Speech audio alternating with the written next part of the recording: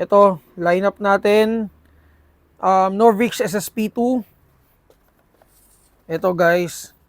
Sige, pakita mo muna sa kanila yan. And then, itong Maxim Defense na PDW. MD9. So, Maxim Defense MD9. Okay, and then, ito guys, pakita ko na sa inyo ito. Medyo matagal na to sa atin, last week pa. I think Monday or Tuesday yata, no? So, dumating tong mga Poseidon Nexus version 2 na unit. So, teka lang, hanap lang ako ng ano natin.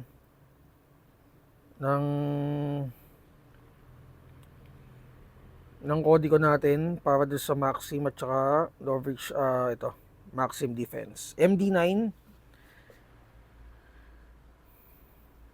So, MD9K SBR GBB rifle. So, unahin ko na to guys ha. So, ito siya guys. Napakagwapo. So, GBBR siya, gas blowback rifle. Ayan. So, AR9 rifle. Ito yung kabilang side. Kung naghahanap kayo ng pang CQB na unit, guys, ito.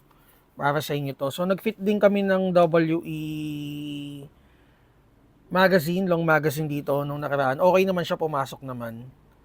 Pero hindi pa namin na-test kung ipuputok niya. Okay, so lapit monte, brother. Ayan, so 1:1.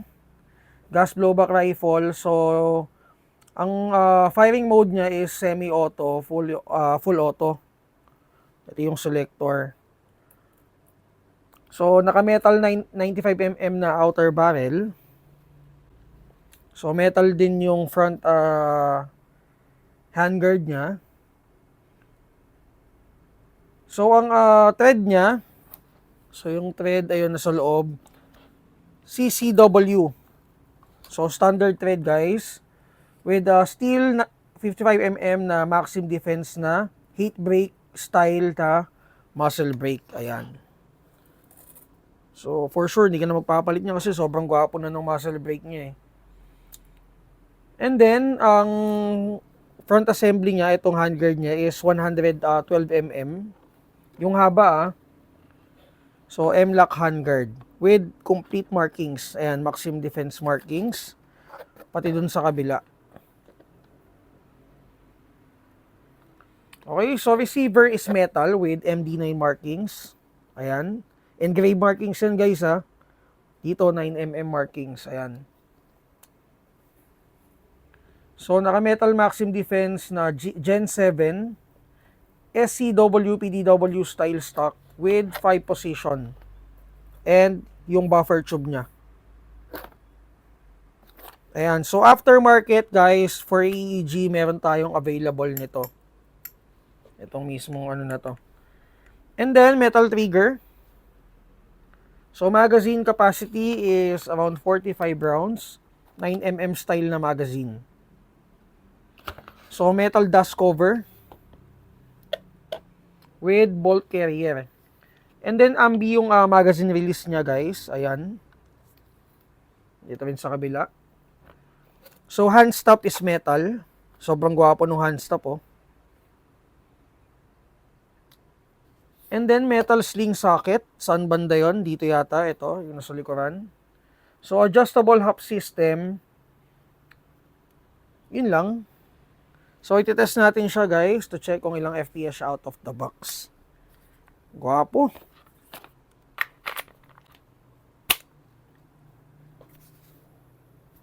So, ito na yung final adjustment niya or yung pinakasagad na adjustment niya. And then, ayun pala, nakalimutan ko. Ano ba yung kasama dun sa box? Ito lang yung kasama sa box, guys. Magazine, unit. And itong, hindi siya manual eh. Parang papel lang. So na-open siya. So, manual. Yun lang. Wala na siya ibang kasama. Okay, so ititest natin, guys, to check kung ilang FPS siya out of the box. Ako hindi ko pa ito natitest. May kumuha nito last time. Pero hindi ko na na-check kung ilang FPS siya. Ayan. Liit lang, no? Firing. 340. 330. So, auto.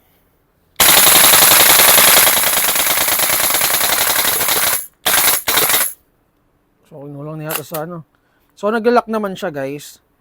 So, kinulang na sa gas. Sobrang lamig na rin ng magazine. Hindi ko sure kung ano. Pero, ayan, nag-lock naman siya. Ayan. Sobrang lamig ng mag. So, guys, for more details, PM lang kayo sa page natin. Ito, nakalagay na to sa new arrivals natin. I think ang price ito, kung maalala ko, is 29.5. So, yun. Kung naghanap kayo ng pang CQB na unit, guys, ito maganda to. So, again, Maxim Defense MD9. Check nyo na lang to, guys. And then, punta tayo dito. Medyo madali natin kasi yung tangke namin may onting singaw. So, nagsisingaw yung yung pinaka-regulator niya. So, ito yung Novix na pagsabay-sabayin ko na, guys, Novix SSP2. SSP2 yan. So, check lang natin. Baka kasi may makalimutan ako maganda kompleto yung natin. So, wala akong makita sa ito, ayan. So, guys, ito GBB pistol. So, again, Novix SSP2. So, alam niyo naman pag Novix, guys, quality yan. So, out of the box, talagang maganda yung performance. So, meron siyang 115mm na inner barrel. So, syempre, hindi natin makikita yon. So, outer barrel na kasi agad. So, naka-fixed barrel. Ayan. Hindi gumagalaw. Totally hindi gumagalaw. Pati yung up and down, no? So, adjustable hop. And then, itong Novix na to is made in China. Okay, so 1:1 with the realistic SSP2 gas blowback pistol. So with CNC outer barrel with internal thread for silencer. Ayan. Hindi ko lang sure, guys, kung compatible din sa kanya yung SSP5 na thread, pero tatry natin siguro by tomorrow. So meron din siyang CNC slide. Ayan, so may mga design na parang butas-butas, parang hex markings or whatsoever. So, white dot, front and rear sight. Front sights, rear sights.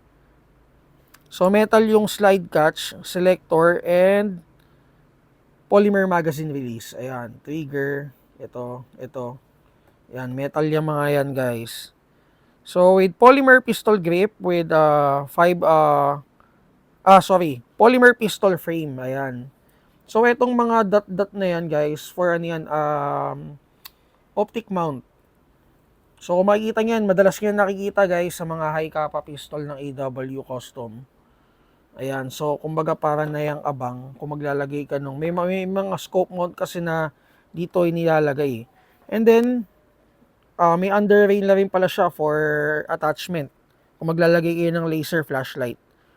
And then, trigger assembly niya is full steel na, guys.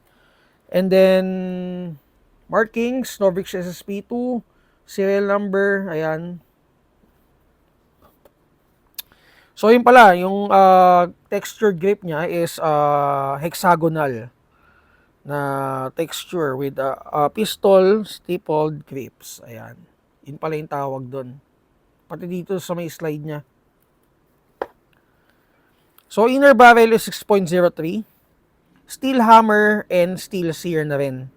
So, maple leaf yung silicone backing niya and aluminum blowback housing. Adjustable hop-up system with TDC style. Okay? So, yun lang. And then, magazine capacity is 31 rounds. So, test natin. By the way, kasama dun sa box, manual, magazine, and yung mismong unit. Ang price nito nag-increase. Alam ko, ang nilagay ko is 10,500. Check nyo na lang, guys, sa new arrivals natin. Test natin. Kuha. 329. So, yung trigger response niya guys, maganda. Ayan. By the way, yung selector, ano niya, is, ambi din pala. Ayan. Ito rin. So, yung hammer pad niya, ayan. So, ano pa ba? Yun lang.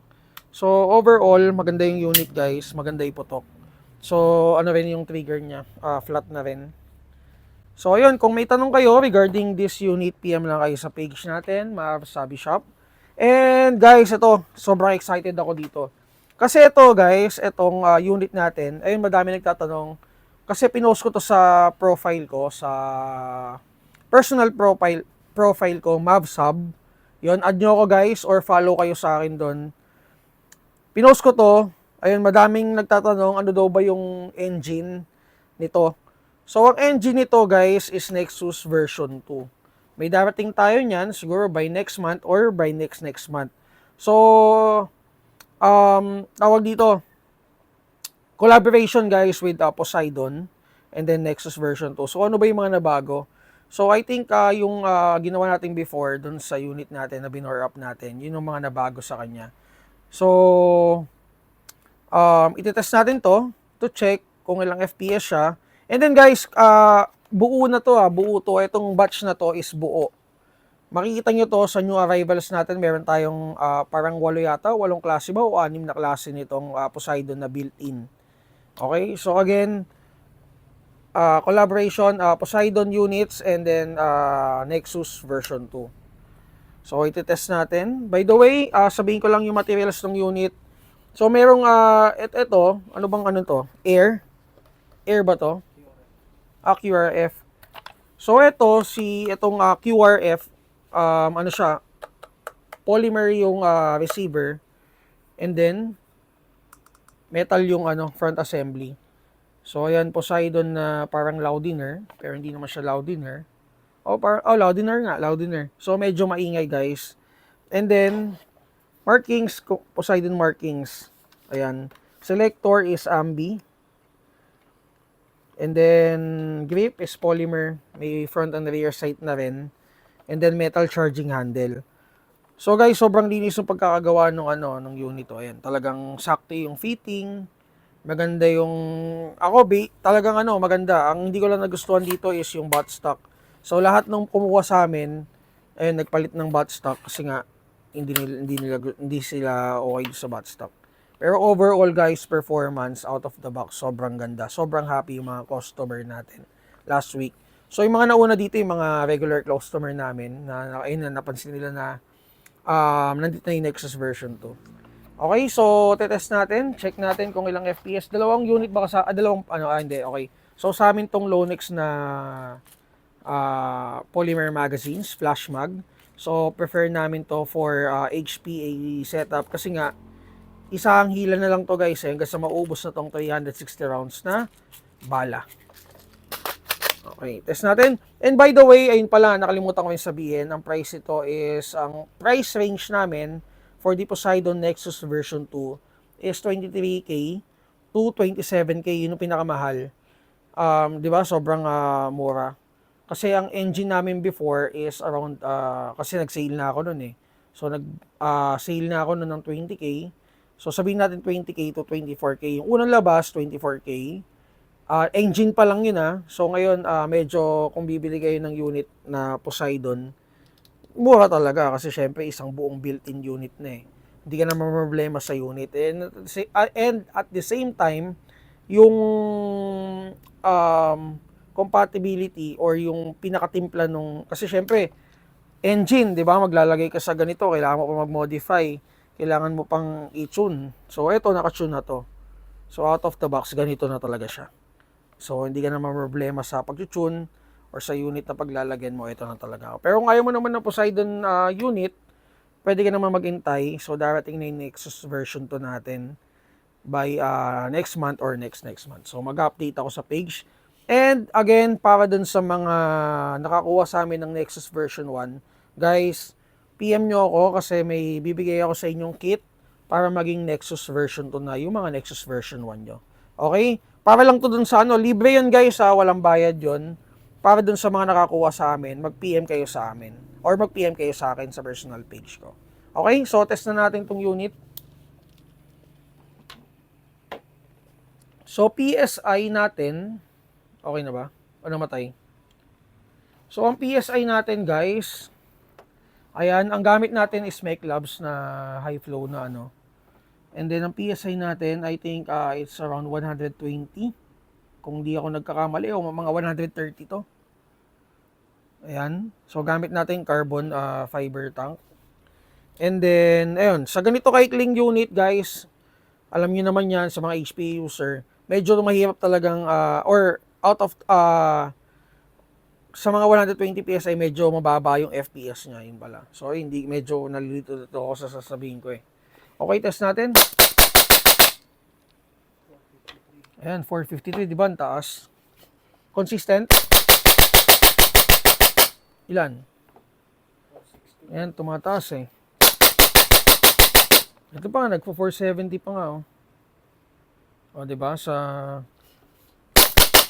Okay, so auto natin guys. Nasira ko pa. Teka, mamaya nang. Nasira ko pa. Okay, di nasira yan. Okay, so auto guys.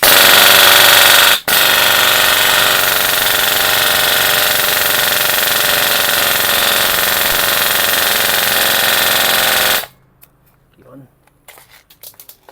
Ha?